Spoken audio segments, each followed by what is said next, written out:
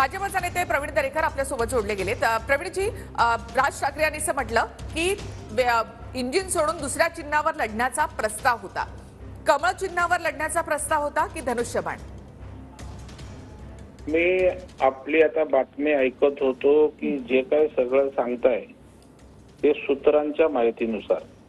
आता सूत्रांची माहिती त्या बैठकांना उपस्थित तर लिमिटेड लोक होती, त्याच्यामुळे सूत्रांची माहिती काय मला माहित नाही, आपला तो विषय आहे. परंतु वस्तुस्थिती आणि सूत्रांची माहिती यामध्ये या ठिकाणी फरक आहे आणि तो स्वयंस्पष्ट झालेला आहे. राज ठाकरे साहेबांनी सांगितलेलं आहे की मी कुठल्याही चिन्हावर दुसऱ्या लढणार नाही. त्यांनी असं सांगितलं नाही की मी धनुष्यबाणाची मला ऑफर आली की कमळाची आली. आता कमळाच्या बाबतीत आमचे प्रदेशाध्यक्ष अधिकृतपणे त्या ठिकाणी सांगितलेलं आहे की अशा प्रकारचा कमळाचा कुठलाही प्रस्ताव त्या ठिकाणी लढवण्याचा नव्हता. बरोबर. जे भारतीय जनता पार्टीच्या दृष्टीनं त्या ठिकाणी भूमिका स्पष्ट झालेली आहे. बरोबर. आणि राज ठाकरे साहेब भाजपचा प्रस्ताव किंवा कमळाचा प्रस्ताव होता असं कालच्या सभेत बोलले नाहीत किंवा त्यांचा प्रवक्ता कोण बोलला नाही. त्यामुळे भारतीय जनता पार्टीच्या दृष्टीनं दोन्ही विषय या ठिकाणी क्लिअर झालेले आहेत, सभेत नाही आणि बावनकुळेंच्या स्पष्टीकरणात. प्रवीणजी, थोडंसं थांबाल. राज ठाकरे काय म्हणालेत ना ते थोडंसं आपण पाहूया. मुद्दा फक्त सूत्रांचा नाहीये, राज ठाकरे कालच्या भाषणात काय म्हणाले ते आपण पाहूया. मी शेवटचा जागा वाटपाच्या चर्चेला जो बसलो होतो 1995 साली, त्याच्यानंतर मी आजपर्यंत जागा वाटपाच्या चर्चेला मी कधी बसलो नाही. त्याच्यामुळे माझं टेम्परामेंटच नाही. 2 तू घे, 4 मला दे, मग ही नको, ती तू घे, तू ही घे, मग मला इथे सरकव, मग ह्याला इथे. मला ते जमत नाही, माझ्याकडनं होणार नाही, माझ्याकडनं जमणार नाही.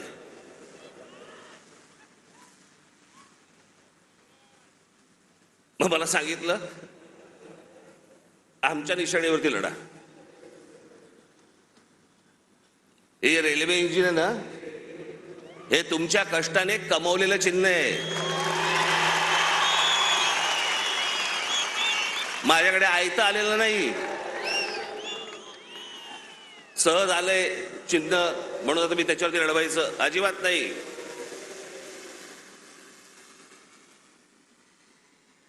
चिन्हावरती कॉम्प्रोमाइज होणार नाही. कधीही कमळावरचा आग्रह नव्हता. मी पक्षाचा अध्यक्ष आहे, त्यांनी कधीही अशी भूमिका आम्ही मांडली नाही, तेही स्वीकारणार नाही, कारण ते एका मोठ्या पक्षाचे अध्यक्ष आहेत. त्यामुळे असा कुठल्या अध्यक्षांनी त्यांना म्हणणं आहे की कमळावर लढा, हे आमचे संस्कार नाही. आम्ही असं कधी त्यांना त्यांच्यासमोर असा प्रस्ताव कधीच मांडला नाही, तेही कधी मान्य करणार नाही. त्यांचे इंजिन चिन्ह आहे. प्रवीणजी, राज ठाकरे काय म्हणाले तुम्ही देखील या ठिकाणी ऐकलेलं आहे की चिन्ह हाच एक मुद्दा होता, आमच्या चिन्हावर लढा अशी ऑफर होती असं राज ठाकरेंनी खुल्या भाषणामध्ये सांगितलंय. बावनकुळे असं म्हणाले की कमळ या चिन्हावर लढावा असा काही कुठलाही प्रस्ताव नव्हता, राहिलं चिन्ह धनुष्यबाण. आपण बरोबर बोललात. आमची बाजू मी मगाशी सांगितलं की स्पष्ट झाली आहे. भाजपने कमळाचा आग्रह केला नव्हता. आता मग महायुतीतला जर कोणी आमचा आग्रह केला असेल तर त्या ठिकाणी त्याच पक्षाचं जसं प्रदेशाध्यक्षांनी भूमिका सांगितली ते सांगू शकतात ना. आणि त्याच्यामुळे मला वाटतं भारतीय जनता पार्टी पुरता आमचा चिन्हाचा आग्रह नव्हता हे स्पष्ट झालंय. आता मग आमच्या धनुष्यबाणाचा होता का, आमच्या इतर मित्र पक्षांचा होता का, त्यामुळे त्या गोष्टी आपण समजून घेण्याची आवश्यकता आहे. जोपर्यंत स्पष्टीकरण येत नाही तोपर्यंत तुमचं सूत्रच राहणार आहे आणि तर्कच राहणार आहे. म्हणजे धनुष्यबाण हे चिन्हावरूनच फिसकटली ही सगळी बोलणी. 2 जागा देण्याचं ठरलं होतं, मात्र धनुष्यबाण या एका अपेक्षेमुळे किंवा ही अट घातल्यामुळेच फिसकटली बोलणी. नाही, आता आपण बोलताय ना, मी असं बोललोच नाहीये. मी असं म्हणालो दुसऱ्या कोणी जर पक्षाने महायुतीतल्या या इतर काही चिन्हाबाबत मनसेचं चिन्ह सोडून काय आग्रह झाला का, अशा प्रकारचा असेल तर तेच संबंधित लोक सांगू शकतात ना. नक्कीच. आणि बैठकीमध्ये फक्त मुख्यमंत्री आणि उपमुख्यमंत्री देवेंद्र फडणवीसच होते, अजितदादा काही नव्हते. त्यामुळे 2च चिन्ह होती, एक कमळ आणि धनुष्यबाण. बावनकुळेंनी स्पष्ट केलं कमळ नाही, त्या अर्थी धनुष्यबाण. याचा अर्थ 2च चिन्हांवर चर्चा झाली असं नाही होऊ शकत ना. आमच्याकडे आणखी 3-4 पार्टी आहेत, त्यांचे चिन्ह आहेत.